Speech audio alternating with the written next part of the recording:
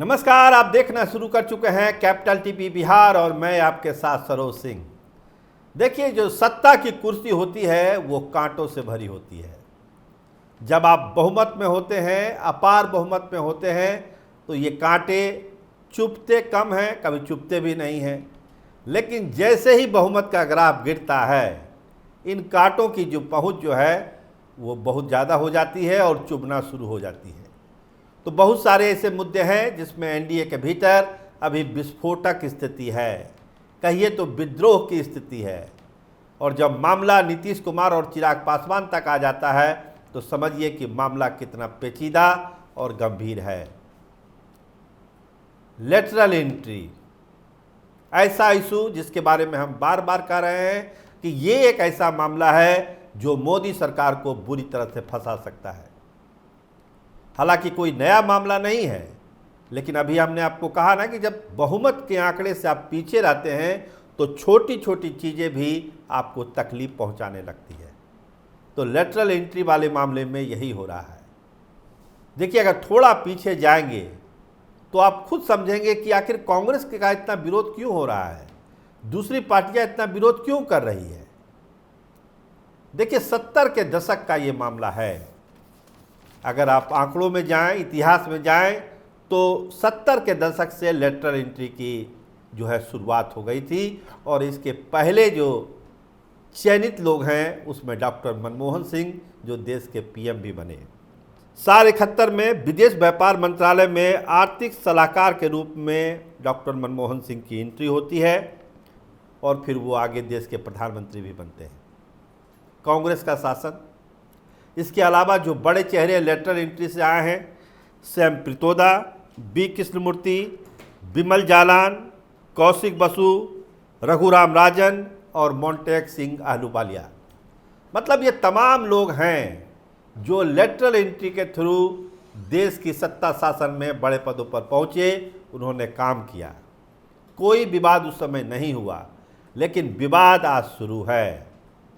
45 सीटों के लिए वैकेंसी है। तेजस्वी यादव और राहुल गांधी कहते हैं कि अब अडानी आईएएस बनाएंगे, अंबानी आईएएस बनाएंगे, उनका राज आ गया है। तेजस्वी यादव लगातार ट्वीट पर ट्वीट कर रहे हैं कि नरेंद्र मोदी और नीतीश कुमार नहीं चाहते हैं कि दलित आदिवासी सचिवालय में बैठे, वो चाहते हैं कि शौचालय में बैठे ये लोग। बहुत बड़े आंदोलन की तैयारी भी है। देखिए, एक वैसे भी 21 तारीख को भारत बंद का आह्वान है, क्रीमी लेयर और कोटा में कोटा को लेकर। और लेटरल एंट्री वाला मामला कहिए कि आग में घी डालने का काम कर चुका है। चूँकि एक समान तौर पर जो लोग समझाने की कोशिश कर रहे हैं कि जो आईएएस होते हैं, यूपीएससी के थ्रू आईएएस बनते हैं, 20 साल 25 साल की नौकरी के बाद उस लेवल पर जाते हैं, मतलब संयुक्त सचिव, डायरेक्टर के लेवल पर जाते हैं, सचिव तो और आगे की कहानी है। लेकिन आप अगर इन लोगों को ले रहे हैं लेटरल एंट्री से, तो आरक्षण के नियमों का अवहेलना क्यों कर रहे हैं। चिराग पासवान का भी यही कहना है कि संविधान के अनुसार ही देश चलेगा, मनमानी तो नहीं ही चलेगी। और ये ऐसा मामला है जिसको वो उचित फोरम पर उठाएंगे। साफ साफ विरोध किया है चिराग पासवान ने कि इस तरह से बहाली नहीं होनी चाहिए। जनता दल यूनाइटेड से केसी त्यागी का भी इसी लाइन पर बयान आया है कि ऐसा होना नहीं चाहिए। जो संविधान की मूल भावना है उसके अनुरूप ही काम होना चाहिए। हालांकि एक ज़बरदस्त इसमें ट्विस्ट भी है इस मामले में। चंद्रबाबू नायडू ने समर्थन किया है नरेंद्र मोदी सरकार का इस मामले में। उन्होंने कहा ठीक है, ये प्रशासनिक गुणवत्ता में सुधार आएगा लेटरल एंट्री से। तो यहाँ एक पहला मामला है, मोदी सरकार जो तीसरे टर्म में बनी है, इसमें पहला मामला है जिसमें चंद्रबाबू नायडू और नीतीश कुमार की राहें अलग अलग है। दोनों दो तरीके से सोच रहे हैं लेटरल एंट्री के मामले में। लेकिन चिंता है चिराग पासवान को लेकर। चिराग पासवान ने कड़ा विरोध जता दिया है कि ऐसा नहीं होगा, उचित फोरम में ये मामला हम उठाएंगे। उसी तरह कोटा में भी चिराग पासवान ने कहा था कि ये संभव नहीं है, ऐसा नहीं करने देंगे। तो चिराग पासवान लगातार दो मुद्दों पर नरेंद्र मोदी सरकार के खिलाफ अपनी बात कह चुके हैं। नीतीश कुमार ने लेटरल एंट्री वाले मामले में कहा है कि ऐसा नहीं होना चाहिए। केसी त्यागी का बयान आया है। कोटा में कोटा, क्रीमी लेयर में तो डिफरेंसेस है नरेंद्र मोदी में और नीतीश कुमार में, चूँकि ऑलरेडी बिहार में दलित महादलित कर चुके हैं नीतीश कुमार। तो अब ऐसा मुद्दा है आरक्षण और लेटरल एंट्री जो देश की सियासत को अब नचा रही है, घुमा रही है और ये तय कर रही है कि कौन दोस्त है और कौन दुश्मन है।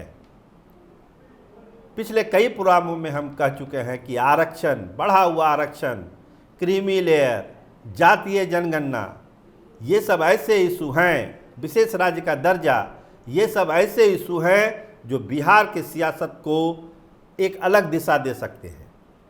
सरकार बन गई, तालमेल हो गया, चिराग भी हैं, नीतीश कुमार भी हैं, सब अपनी जगह पर हैं, लेकिन जैसे जैसे इसकी मुद्दों की परत खुलती है डिफरेंसेस साफ साफ दिखता है। जब लेटरल एंट्री में दिख रहा है, कोटा में दिख रहा है, हो सकता है कल बढ़े हुए आरक्षण में दिखे, विशेष राज्य के दर्जे में दिखे।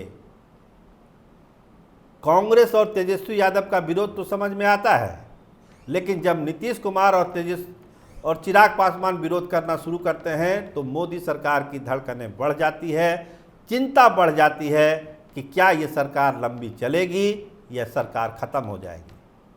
क्योंकि समर्थन उन्हीं लोगों का है, उसी से बहुमत है, और जब बहुमत ही नहीं होगा तो सरकार चलेगी कैसे। तो ये जो विरोध है चिराग पासवान का और नीतीश कुमार का, ये एक खतरे की घंटी है नरेंद्र मोदी सरकार के लिए।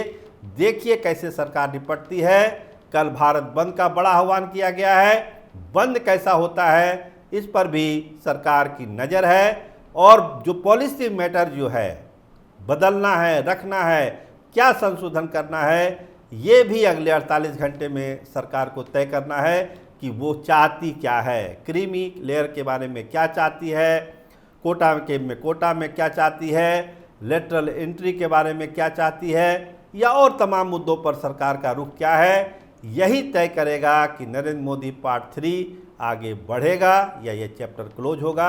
आप देखते रहिए कैपिटल टीवी बिहार। आपका बहुत धन्यवाद, आपका बहुत शुक्रिया।